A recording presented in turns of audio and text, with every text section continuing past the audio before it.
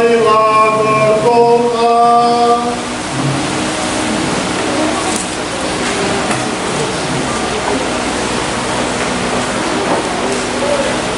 Allah yang Maha Kuasa dan Kekal, Engkau telah menyerahkan Juru Selamat kami yang telah menjadi manusia Dia, yang bersama dengan Dikau dalam persatuan Roh Kudus, hidup dan berkuasa Allah sepanjang segala masa.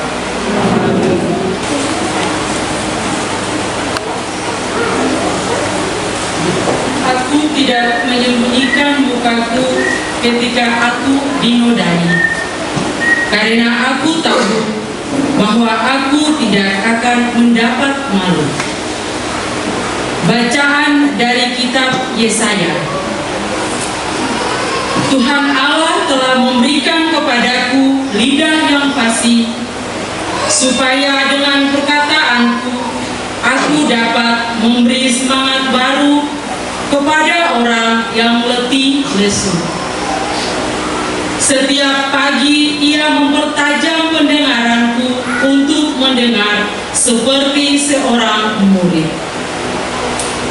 Tuhan Allah telah membuka telingaku, dan aku tidak memberontak, tidak berpaling ke belakang. Aku memberi punggungku dipukuli orang, dan daguku kubiarkan dicabuti janggutnya. Aku tidak menyembunyikan mukaku pada saat aku dinodai dan diludahi. Tuhan Allah menolong aku, sebab itu aku tidak mendapat noda. Aku meneguhkan hatiku seperti teguhnya gunung batu, karena aku tahu bahwa aku tidak akan mendapat malu. Demikianlah sabda Tuhan.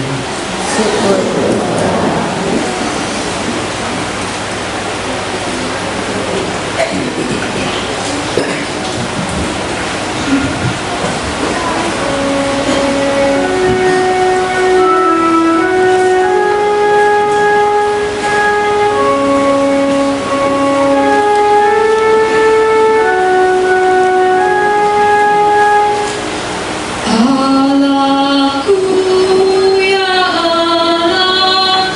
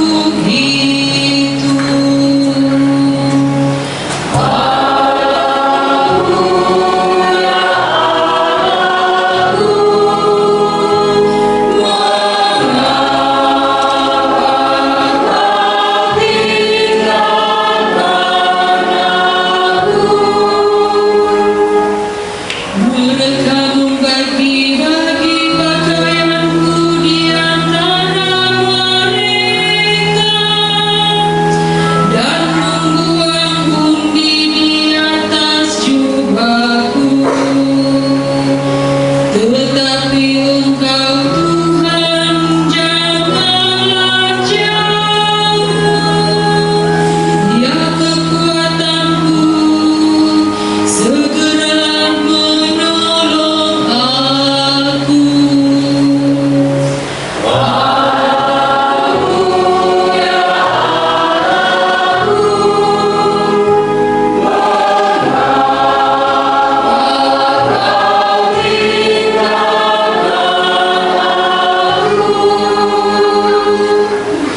Maka aku akan memasukkan namamu kepada saudara-saudaraku dan memuji-muji Engkau di tengah jemaat. Hai kamu yang takut akan Tuhan, pujilah Dia. Hai segenap anak cucu Yakub, muliakanlah Dia. Gentarlah terhadap Dia, hai segenap anak cucu Israel.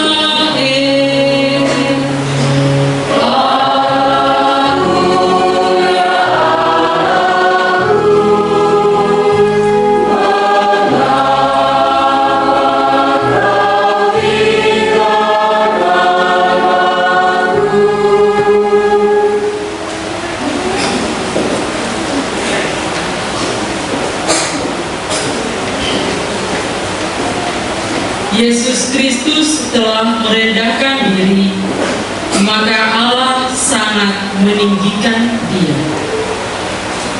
Bacaan dari surat Paulus kepada jemaat di Filipi. Saudara-saudara, walaupun dalam rupa Allah, Kristus Yesus tidak menganggap kesetaraan dengan Allah itu sebagai milik yang harus dipertahankan. Sebaliknya, Ia telah mengosongkan diri dan mengambil rupa seorang hamba dan menjadi sama dengan manusia. Dan dalam keadaan sebagai manusia, Ia telah merendahkan dirinya dan taat sampai mati, bahkan sampai mati di kayu salib. Itulah sebabnya Allah sangat meninggikan Dia dan menganugerahinya nama di atas segala nama, supaya dalam nama Yesus bertekuk lututlah segala yang ada di langit, yang ada di atas dan di bawah bumi, dan bagi kemuliaan Allah Bapa segala lidah mengaku Yesus Kristus adalah Tuhan. Demikianlah sabda Tuhan.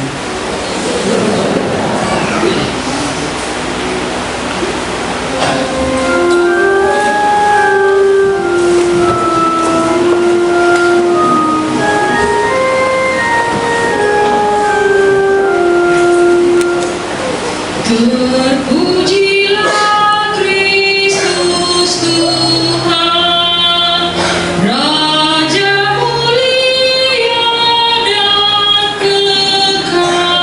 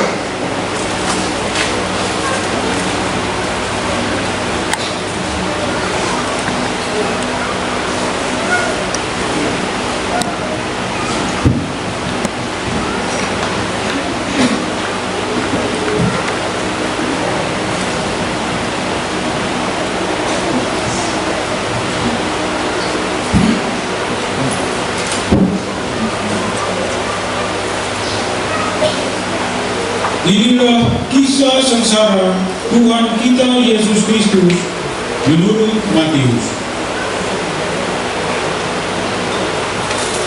Sekali peristiwa, pergilah seorang dari kedua belas murid Yesus, yaitu Yudas Iskariot, kepada imam-imam kepala. Ia berkata kepada mereka, "Apa yang hendak kamu berikan kepadaku, supaya aku menyerahkan dia kepada kamu?" Mereka membayar 30 uang perak kepadanya. Dan mulai saat itu, Yudas mencari kesempatan yang baik untuk menyerahkan Yesus. Pada hari pertama, pada hari raya roti tak beragi, datanglah murid-murid Yesus kepadanya dan berkata, "Di manakah engkau kehendaki kami mempersiapkan perjamuan Paskah bagimu?" Jawab Yesus, "Pergilah ke kota kepada si anak dan katakan kepadanya, beginilah pesanku, waktuku hampir tiba. Di dalam rumahmulah aku mau merayakan Paskah bersama-sama dengan murid-murid." Lalu murid-murid melakukan seperti apa yang ditugaskan Yesus kepada mereka dan mempersiapkan Paskah. Setelah hari malam, Yesus duduk makan bersama dengan kedua belas murid itu.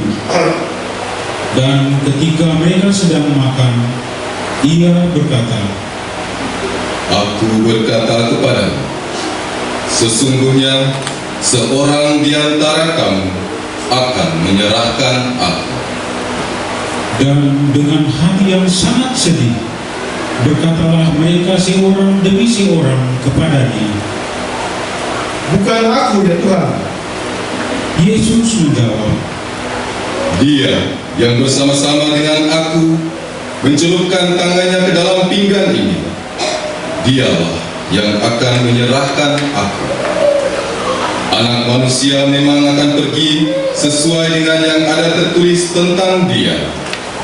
Tetapi celakalah orang yang olehnya anak manusia itu diserahkan. Adalah lebih baik bagi orang itu sekiranya ia tidak dilahirkan. Yudas yang hendak menyerahkan Yesus itu menyahut, "Bukan aku ya Raja." Kata Yesus kepadanya, Engkau telah mengatakannya. ketika mereka sedang makan, Yesus mengambil roti, mengucap berkat, memecah-mecahkannya, lalu memberikannya kepada para muridnya, seraya berkata, Ambillah dan makanlah. Inilah tubuhku.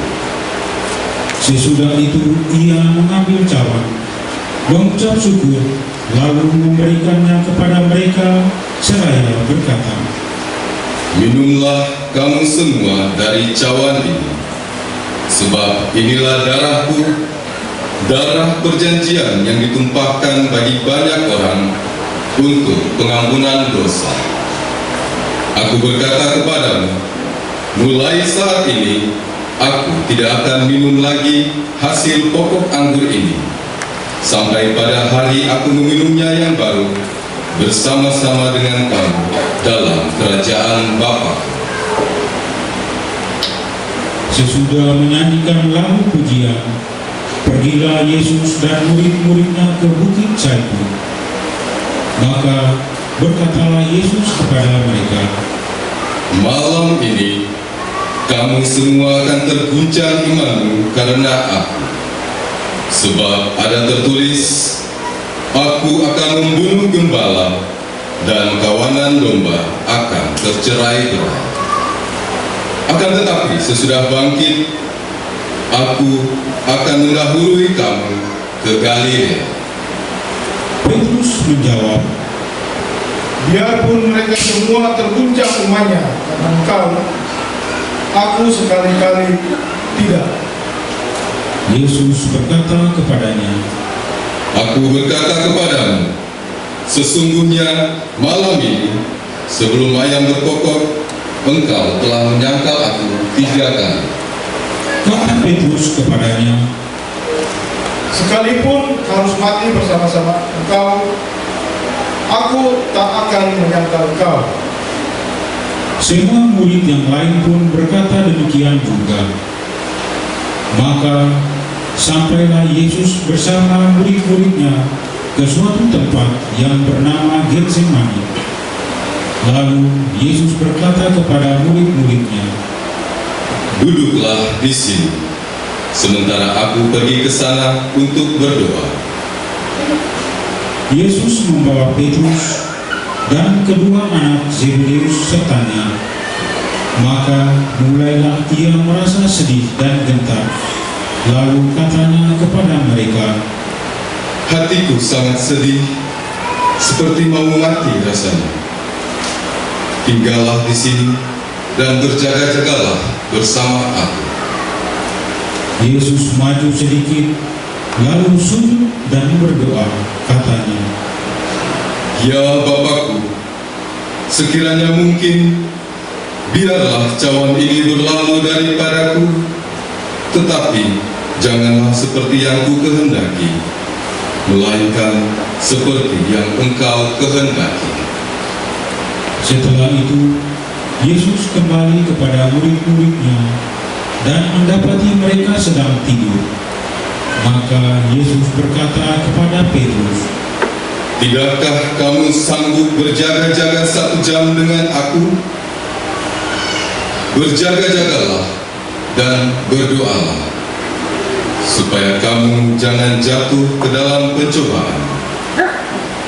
Roh memang penurut, tetapi daging ini lemah.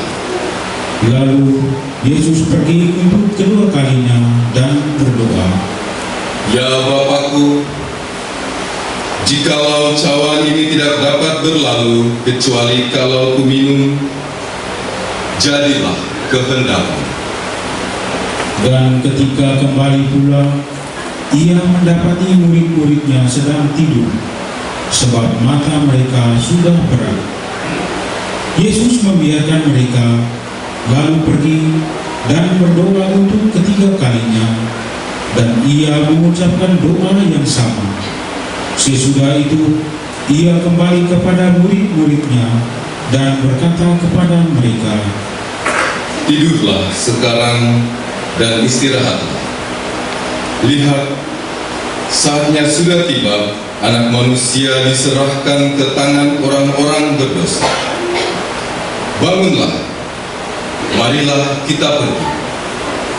Dia yang menyerahkan aku sudah dekat. Waktu Yesus masih berbicara, datanglah Yudas, salah seorang dari ke-12 murid Yesus, dan bersama-sama dia datang pula satu rombongan besar orang yang membawa pedang dan pentung. Mereka itu suruhan imam-imam kepala dan tua-tua bangsa Yahudi. Orang yang menyerahkan Yesus telah memberitahukan tanda ini kepada mereka. Orang yang akan puji, itulah dia, tangkaplah. Segera Yudas maju dan mendapatkan Yesus dan berkata, Salam, ya Rabi. Lalu ia mencium Yesus. Tetapi Yesus berkata kepadanya, Hai teman, untuk itukah engkau datang? Maka majulah mereka memegang Yesus dan menangkapnya. Tetapi salah seorang dari mereka yang menyertai Yesus mengulurkan tangan, menghunus pedang, dan menetapkannya kepada hamba imam agung, sehingga putuslah telinganya. Maka kata Yesus kepadanya, Masukkan pedangmu itu kembali ke dalam sarungmu. Sebab barang siapa menggunakan pedang, ia akan binasa oleh pedang.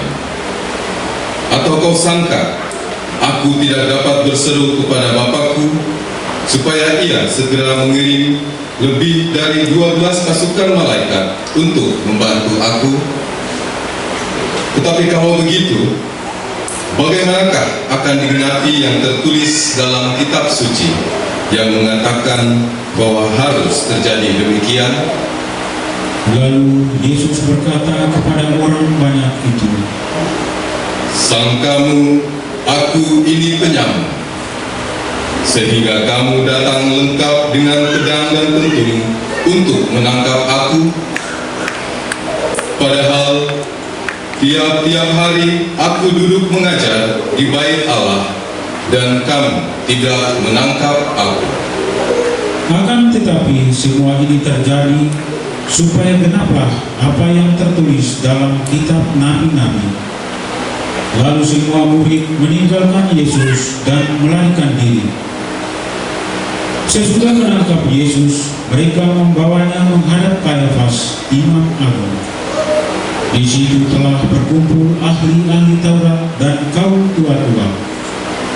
Petrus mengikuti Yesus dari jauh sampai masuk ke halaman imam agung. Setelah masuk ke dalam, ia duduk di antara pengawal-pengawal untuk melihat kesudahan dari perkara itu. Imam-imam kepala, malah seluruh mahkamah agama mencari kesaksian palsu terhadap Yesus supaya ia dapat dihukum mati. Tetapi mereka tidak memperolehnya, walaupun tampil banyak saksi dusta. Akhirnya tampillah dua orang yang mengatakan, Orang ini berkata, Aku dapat merobohkan bait Allah dan membangunnya kembali dalam 3 hari. Lalu imam agung itu berdiri dan berkata kepada Yesus, Tidakkah engkau memberi jawab atas tuduhan saksi-saksi ini terhadap engkau? tetapi Yesus tetap diam.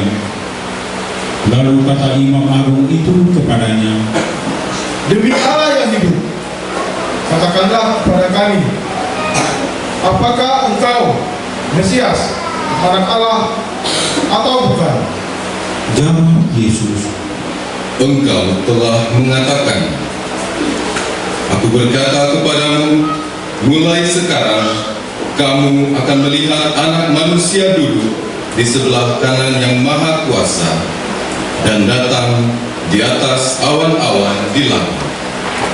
Maka imam agung itu mengoyakkan pakaiannya dan berkata, Ia menghujat Allah. Untuk apa kita cari saksi lagi? Sekarang telah kamu dengar hujatnya. Bagaimana pendapatmu? Mereka menjawab, Ia harus dihukum mati. lalu mereka meludahi wajah Yesus dan meninjunya. Orang-orang lain memukul dia dan berkata, Cobalah katakan kepada kami, hai Mesias, siapakah yang memukul engkau? Sementara itu Petrus duduk di luar di halaman. Maka datanglah seorang hamba perempuan kepadanya dan berkata, Engkau juga selalu bersama-sama dengan Yesus, orang Galilea itu.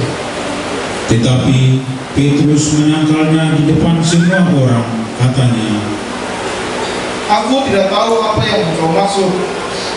ketika Petrus pergi ke pintu gerbang, seorang perempuan lain melihat dia dan berkata kepada orang-orang yang ada di situ, Orang ini bersama-sama dengan Yesus, orang Nazaret itu. dan Petrus menyangkalnya pula dengan bersumpah. Aku tidak kenal orang itu. Tidak lama kemudian, orang-orang yang ada di situ datang kepada Petrus dan berkata, Pasti engkau pun salah seorang dari mereka. Ini jelas dari bahasamu. maka mulailah Petrus mengutuk dan bersumpah. Aku tidak kenal orang itu. Dan pada saat itu berkokoklah ayam.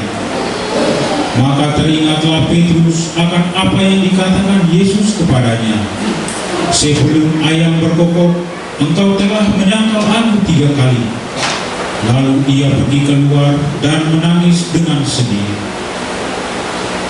Ketika hari mulai siang, semua imam kepala dan tua-tua bangsa Yahudi berkumpul dan mengambil keputusan untuk membunuh Yesus. Mereka membelenggu dia, lalu menyerahkannya kepada Pilatus, wali negeri itu. Pada waktu Yudas yang menyerahkan Yesus melihat bahwa Yesus telah dijatuhi hukuman mati, menyesallah ia. Lalu ia mengembalikan uang 30 perak itu kepada imam-imam kepala dan kaum tua-tua sambil berkata, Aku telah berdosa karena menyerahkan darah orang yang tak bersalah. Tetapi jawab mereka, Apa urusan kami dengan itu? Itu urusanmu sendiri. Maka Yudas pun melemparkan uang perak itu ke dalam bait suci, lalu pergi dari situ dan menggantung diri. Imam-imam kepala mengambil uang perak itu dan berkata, Tidak boleh memasukkan uang ini ke dalam peti persembahan, sebab ini uang darah. sesudah berunding, mereka membeli dengan uang itu sebidang tanah yang disebut tanah tukang peri untuk dijadikan tempat pekuburan orang asing. Itulah sebabnya sampai hari ini tanah itu disebut tanah darah. Dengan demikian, genaplah firman yang disampaikan oleh Nabi Yeremia. Mereka menerima 30 uang perak, yaitu harga yang ditetapkan untuk satu orang menurut penilaian yang berlaku di antara orang Israel, dan mereka memberikan uang itu untuk tanah tukang peri, seperti yang dipesankan Tuhan kepadaku. Lalu Yesus dihadapkan kepada wali negeri, yakni Pilatus, dan wali negeri bertanya kepada Yesus, Benarkah engkau raja orang Yahudi? Jawab Yesus, Engkau sendiri mengatakan. tetapi tuduhan yang diajukan imam-imam kepala dan tua-tua terhadap dirinya, Yesus tidak memberi jawaban apapun. Maka kata Pilatus kepadanya, Tidakkah engkau dengar betapa banyaknya tuduhan saksi-saksi ini terhadap engkau? tetapi Yesus tidak menjawab sepatah kata pun, sehingga wali negeri itu sangat heran. Telah menjadi kebiasaan bagi wali negeri untuk membebaskan seorang hukuman pada tiap-tiap hari raya atas pilihan orang banyak. Pada waktu itu ada dalam penjara seorang yang terkenal kejahatannya, namanya Barabas. Karena mereka sudah berkumpul di sana, Pilatus bertanya kepada mereka, Siapa yang kamu kehendaki bebaskan bagimu? Barabas atau Yesus yang disebut Kristus? Pilatus sebenarnya tahu bahwa mereka telah menyerahkan Yesus karena dengki. Ketika Pilatus sedang duduk di kursi pengadilan, istrinya mengirim pesan kepadanya, Jangan engkau mencampuri perkara orang benar itu, sebab dalam mimpi tadi malam aku sangat menderita karena dia. Tetapi oleh hasutan imam-imam kepala dan kaum tua-tua, orang banyak bertekad meminta supaya Barabas dibebaskan dan Yesus dihukum mati. Wali negeri menjawab dan bertanya lagi kepada mereka, Siapa di antara kedua orang itu yang kamu kehendaki bebaskan bagimu? Kata mereka, Barabas. kata Pilatus kepada mereka, Kalau begitu, apakah yang harus kuperbuat dengan Yesus yang disebut Kristus? mereka semua berseru, Ia harus disalibkan.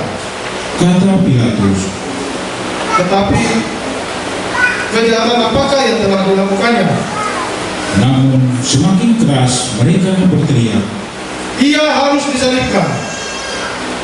Ketika Pilatus melihat bahwa segala usaha akan sia-sia, malah sudah mulai timbul kekacauan, dia mengambil air dan membasuh tangannya di hadapan orang banyak, seraya berkata, Aku tidak bersalah terhadap darah orang ini. Itu urusan kamu sendiri. Dan seluruh rakyat itu menjawab, Biarlah darahnya ditanggungan atas kami dan atas anak-anak kami. Lalu Pilatus membebaskan Barabas bagi mereka, tetapi Yesus disesahnya, lalu diserahkannya untuk disalibkan. Serdadu-serdadu wali negeri membawa Yesus ke gedung pengadilan, lalu memanggil seluruh pasukan berkumpul di sekeliling Yesus. Mereka menanggalkan pakaian Yesus dan mengenakan jubah ungu padanya. Mereka menganyam sebuah mahkota duri dan menaruhnya di atas kepala Yesus, lalu memberi dia sebatang kayu di tangan kanannya. Kemudian mereka berlutut di hadapannya dan mengolok-olokkan dia. Salam, hai Raja orang Yahudi. Mereka meludahinya, lalu mengambil buluh itu dan memukulkannya ke kepalanya. Sesudah mengolok-olokkan dia, mereka menanggalkan jubah itu daripadanya dan mengenakan kembali pakaiannya sendiri. Kemudian mereka membawa Yesus keluar untuk disalibkan. Ketika berjalan keluar kota, mereka berjumpa dengan orang dari Kirene yang bernama Simon.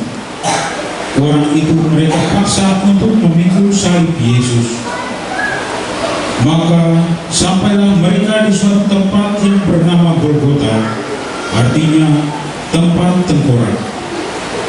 Lalu mereka memberi Yesus minum anggur bercampur empedu.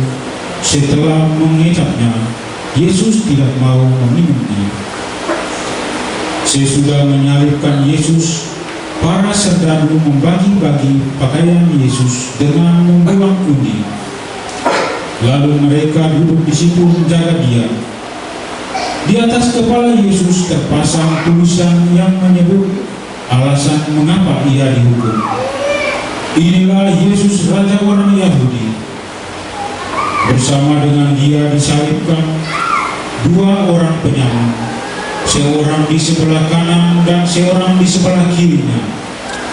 Orang-orang yang lewat di sana memuja Yesus dan sambil menggelengkan kepala, mereka berkata, Hai engkau yang mau merobohkan bait suci dan mau membangunnya kembali dalam 3 hari, selamatkanlah dirimu.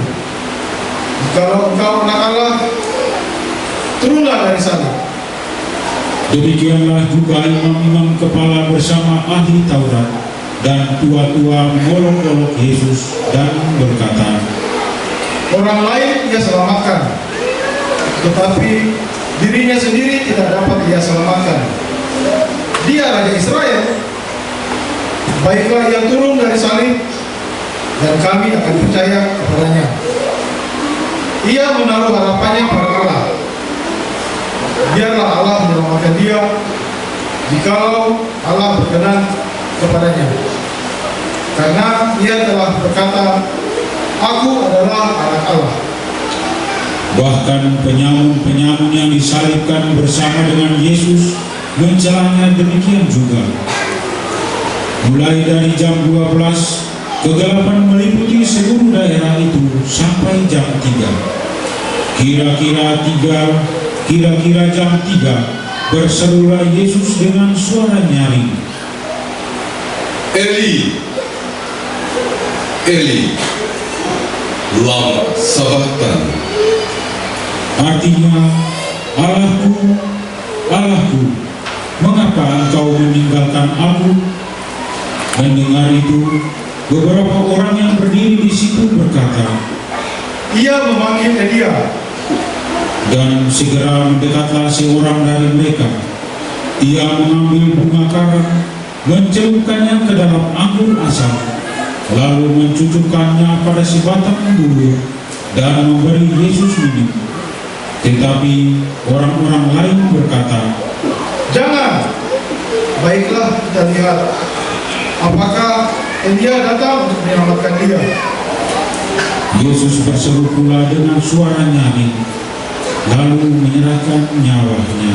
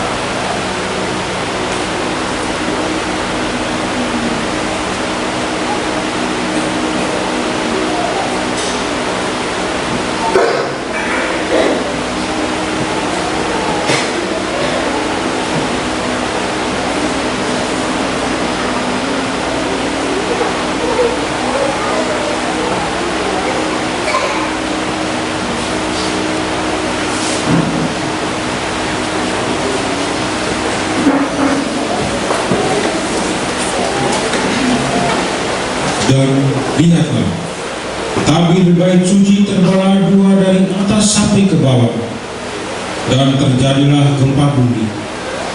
Bukit-bukit batu terbelah, kubur-kubur terbuka, dan banyak orang kudus yang telah meninggal bangkit. Dan sesudah kebangkitan Yesus, mereka pun keluar dari kubur, lalu masuk ke kota kudus, dan menampakkan diri kepada orang banyak.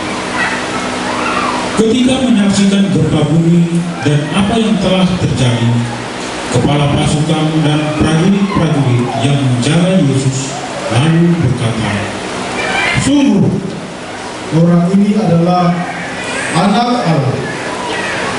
ada pula di situ banyak perempuan yang melihat dari jauh, yaitu perempuan-perempuan yang mengikuti Yesus dari Galilea untuk melayani Dia. Di antara mereka terdapat Maria Magdalena, Maria ibu Yakobus dan Yusuf, dan ibu anak-anak Zebedeus. Menjelang malam, datanglah seorang kaya, orang Arimatea, yang bernama Yusuf, yang telah menjadi murid Yesus juga. Ia pergi menghadap Pilatus dan meminta jenazah Yesus.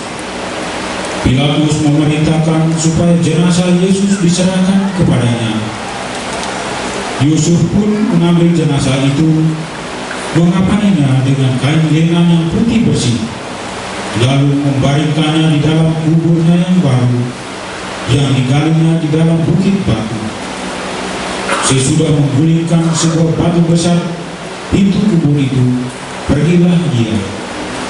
Tetapi Maria Magdalena dan Maria yang lain tinggal di situ, duduk di depan kubur.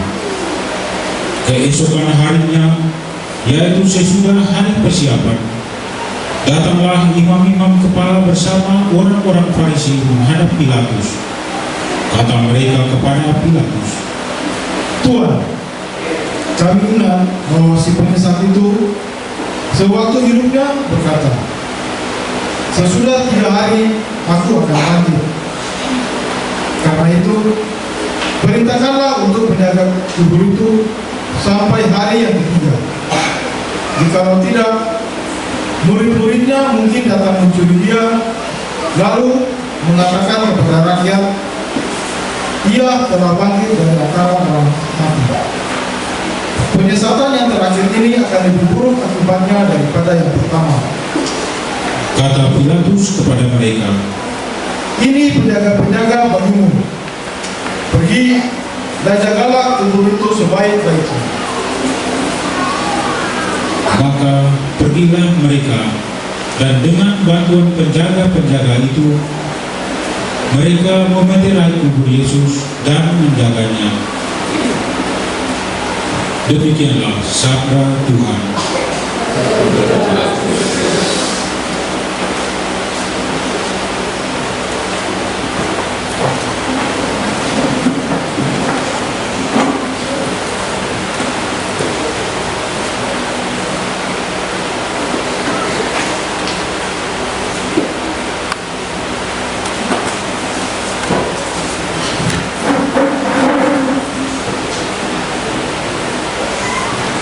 Allah